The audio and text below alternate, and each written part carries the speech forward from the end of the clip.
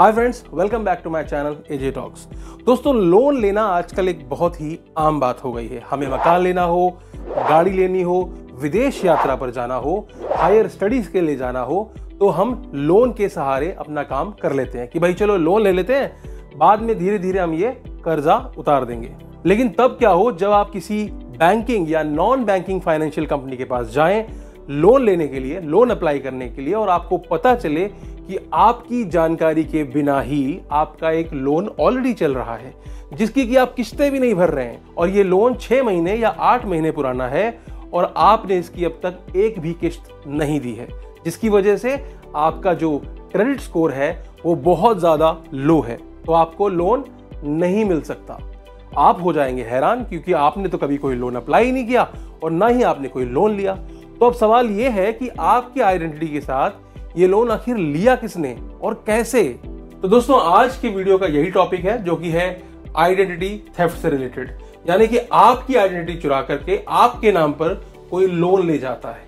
ऐसा ही एक मामला पिछले दिनों लखनऊ में सामने आया, जहां सीमा सुरक्षा बल में कार्यरत लवलेश जी के साथ ऐसा ही हुआ। जब वो बैंक पहुंचे 5 लाख रुपए के होम लोन को अप्लाई करने के लिए, तो उन्हें पता चला कि उनका तो ऑलरेडी एक 45,000 रुपए का लोन चल रहा है, जिसकी उन्होंने एक भी किस्त नहीं भरी है।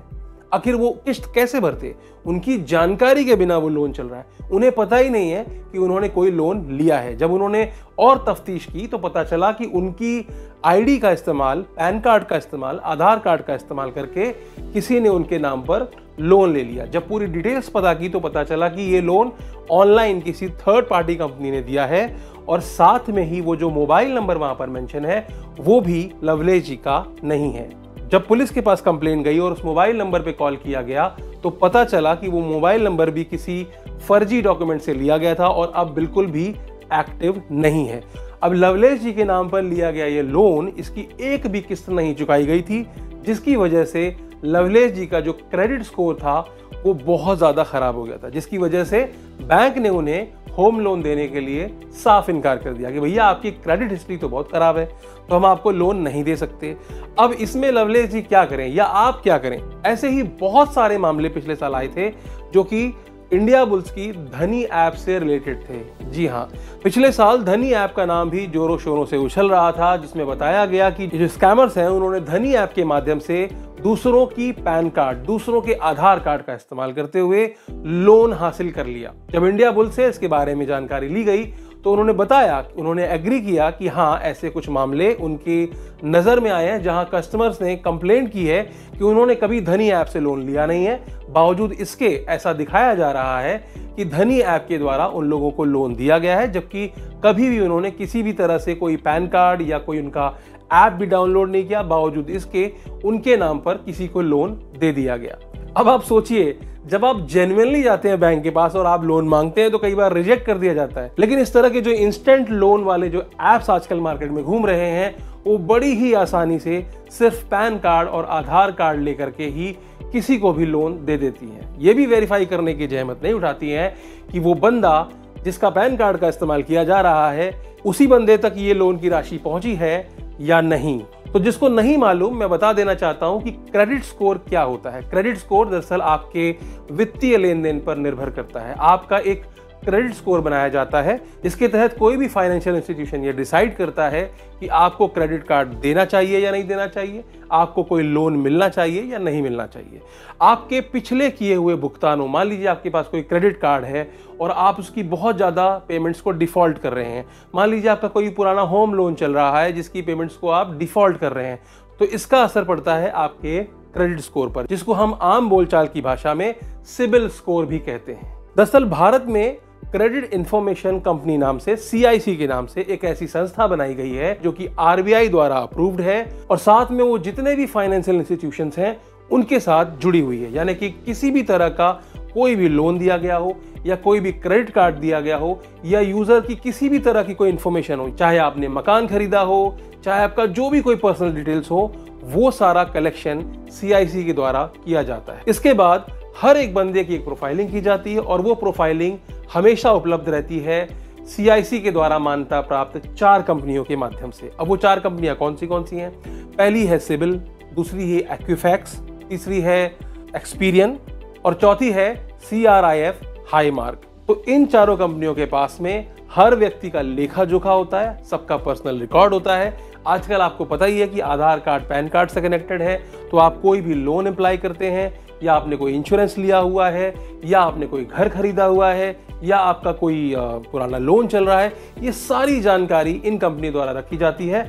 और जब भी आप किसी नए तरह के क्रेडिट कार्ड या किसी भी नए तरह के ऋण के लिए किसी कंपनी के पास जाते हैं तो पहले वो इन कंपनियों के माध्यम से आपका रिपोर्ट निकलवाती है और ये चेक करती है कि आपका क्रेडिट स्कोर क्या है। तो ये जो क्रेडिट स्कोर होता है ये 300 से लेके 900 के बीच में होता है। आमतौर पर 750 से ऊपर के क्रेडिट स्कोर को बेहतर माना जाता है, यानी कि अगर 750 से ऊपर आपका क्रेडिट स्कोर है तो कंपनियां ऐसा मानती हैं कि आप एक रिलायबल व्यक्ति हैं, आपको लोन दिया जा सकता है। लेकिन अगर आपने पिछले किसी पेमेंट्स को या पिछले किसी किस्त को मिस किया है या फिर क्रेडिट कार्ड की कोई किस्त ऐसी है जो आपने नहीं भरी है या किसी भी तरह का ऐसा आपने डिफॉल्ट कहीं किया है, फाइनेंशियल डिफॉल्ट किया है, तो इसका असर सीधे आपके क्रेडिट स्कोर पर पड़ता है, जो कि हर फाइनेंशियल कंपनी हर महीने CIC में रिपोर्ट करती है कि इस कस्टमर ने हमारे साथ फ्रॉड कर लिया है, ताकि अगर कस्टमर किसी एक कंपनी के साथ फ्रॉड करे तो बाकी कंपनियों तक भी इंफॉर्मेशन पहुंच जाए कि भैया ये आदमी जो है ये फ्रॉडस्टर है,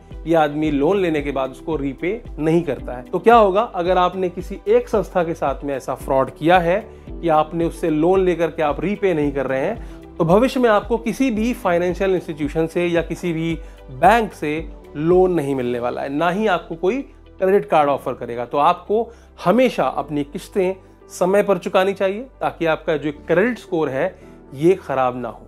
अब समझते हैं कि जो क्रेडिट स्कोर है ये किन बातों पर निर्भर करता है।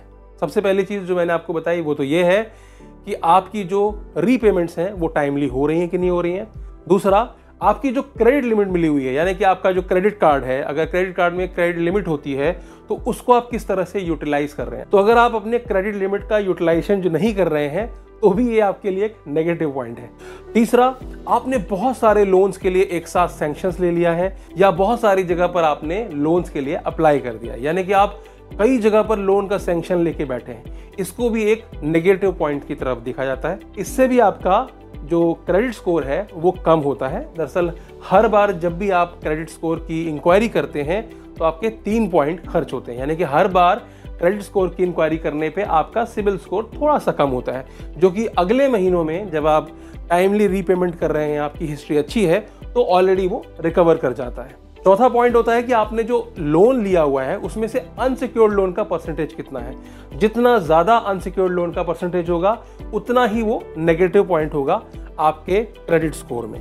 पांचवा और आखिरी पॉइंट होता है विंटेज, यानी कि अगर आप एक पुराने कर्ज धारक हैं, आपने बहुत सालों पहले लोन लिया था और कई सालों से आप बिल्कुल सही समय पर भुगतान करते आ रहे हैं, तो इसका असर भी आपके क्रेडिट स्कोर में पड़ता है। आपका क्रेडिट स्कोर इससे भी बेहतर होता है। अगर आपने जिंदगी में कोई लोन नहीं लिया है, कोई क्रेडिट कार्ड नहीं लिया है, उस केस में भी आपका जो क्रेडिट स्कोर होता है वो थोड़ा सा लो ही होता है, क्योंकि आपकी कोई क्रेडिट हिस्ट्री नहीं है, आपने कोई लोन या कर्ज लिया नहीं है। तो किसी भी फाइनेंशियल इंस्टीट्यूशन को ये नहीं पता कि आपका ट्रेंड क्या है, अगर आप लोन लेंगे तो आप उसे चुकाएंगे या नहीं चुकाएंगे।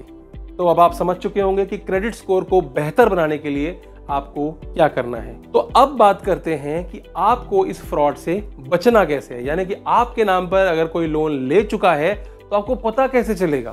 तो जैसा कि मैंने आपको बताया कि CIC में सारी इंफॉर्मेशन जाती है, तो अगर एक फ्रॉडस्टर ने भी आपके नाम पर लोन लिया है तो इसकी इंफॉर्मेशन भी कहां पर है, CIC में है।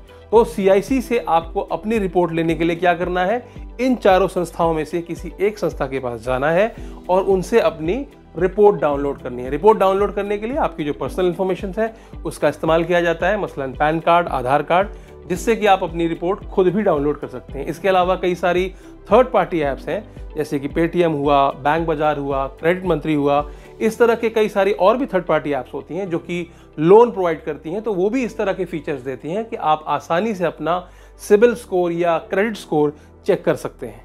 अब एक और इंपॉर्टेंट बात बताता हूं कि साल में सिर्फ एक बार ही आप इनसे फ्री रिपोर्ट ले सकते हैं, यानी कि अगर आप फ्रीक्वेंटली रिपोर्ट लेना चाहते हैं तो उसके लिए अलग अलग संस्थाओं द्वारा 300 से लेके 500 रुपए तक का शुल्क वसूला जाता है। तो RBI ने 2016 में एक नोटिफिकेशन जारी किया था जिसके तहत फ्री में कम से कम आप एक रिपोर्ट साल में अपनी ले सकते हैं। तो जैसा कि मैंने बताया, बचना सिर्फ इस बात पर निर्भर करता है कि आप कितना ज़्यादा सतर्क हैं। हम में से बहुत सारे लोग जब तक की ज़रूरत ना पड़े इस तरह की कोई भी रिपोर्ट नहीं डाउनलोड करते हैं। इनफैक्ट जब हम लोन लेते हैं तो बैंक ही हमारे बिहाफ पे हमारा क्रेडिट स्कोर चेक करती है। वहां पर भी हम खुद नहीं चेक करते कि हमारा क्रेडिट स्कोर क्या है, बैंक ही हमारा क्रेडिट स्कोर चेक करती है और हमें बताती है कि भैया आपका क्रेडिट स्कोर तो ये है, इसकी वजह से हम लोन नहीं दे पाएंगे। तो अगर इस तरह का फ्रॉड आपके साथ होता है तो पहली चीज तो आपका क्रेडिट स्कोर खराब होता है, और दूसरी चीज कई बार ऐसा भी हो सकता है कि जब पैन कार्ड के माध्यम से या आधार कार्ड के माध्यम से वो फाइनेंशियल कंपनी जहां से कि किसी फ्रॉडस्टर ने लोन ले रखा है वो आपके घर तक पहुंच जाए, क्योंकि जो आपकी इंफॉर्मेशन है वो तो सही है ना, जो पैन कार्ड लगा है वो तो आपका ही लगा है ना, तो उसमें जो एड्रेस होगा वो तो आपका ही होगा। भले ही फ्रॉडस्टर ने किसी भी तरीके से अपना मोबाइल नंबर देके कैसे भी वेरीफाई कराकर लोन ले लिया हो, लेकिन जब भी वो इंस्टीट्यूशन लोन की रिकवरी करना चाहेगी तो वो आपके पास आएगी, क्योंकि आपका ही एड्रेस उनके पास अपडेटेड है। तो ये एक हरासमेंट का भी केस हो सकता है कि अगर आपकी जानकारी के बगैर इस तरह का कोई लोन चल रहा है तो इस तरह के नुकसान का आपको सामना करना पड़ सकता है। तो उम्मीद करता हूं कि आपको ये पूरा स्कैम समझ में आ चुका होगा कि कैसे इस तरह का स्कैम होता है और इससे बचने के लिए हमें क्या करना है। तो आज की वीडियो के लिए सिर्फ इतना ही। वीडियो को अंत तक देखने के लिए आपका बहुत बहुत शुक्रिया। फिर मिलेंगे किसी नए वीडियो में किसी एक नए टॉपिक के साथ। और हाँ, अगर आप चैनल पर नए हैं तो चैनल को सब्सक्राइब कर लीजिएगा। वीडियो अच्छी लगी तो लाइक जरूर कीजिएगा, और अगर इन्फॉर्मेशन जरूरी लगे तो अपने दोस्तों और अपने मित्रों तक भी इस इन्फॉर्मेशन को जरूर पहुंचाइए।